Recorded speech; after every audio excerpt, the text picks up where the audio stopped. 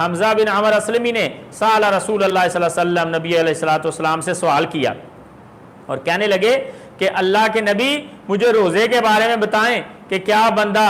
سفر میں روزہ رکھ سکتا ہے؟ وَكَانَ يَسْرُدُ الصَّوْمَ، تو نبی علیہ السلام نے فرمایا اِن شِئْتَ فَصُمْ وَإِن شِئْتَ فَأَفْطِرْ۔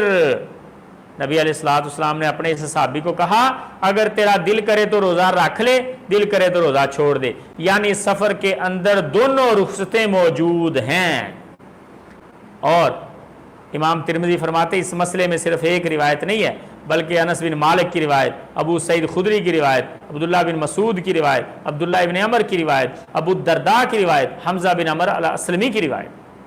اور سیدہ عائشہ رضی اللہ تعالیٰ عنہ کی جو روایت ابھی آپ نے پڑھی ہے کہ نبی علیہ السلام نے دونوں چیزوں کی اجازت دی ہے، یہ حسن صحیح روایت۔ تو مسئلے کی سمجھ آ گئی ہوگی میرے خیال سے کہ سفر کے اندر روزہ رکھ بھی سکتے ہیں، چھوڑ بھی سکتے ہیں، البتہ روزہ چھوڑنا یہ بہتر ہے، واللہ اعلم۔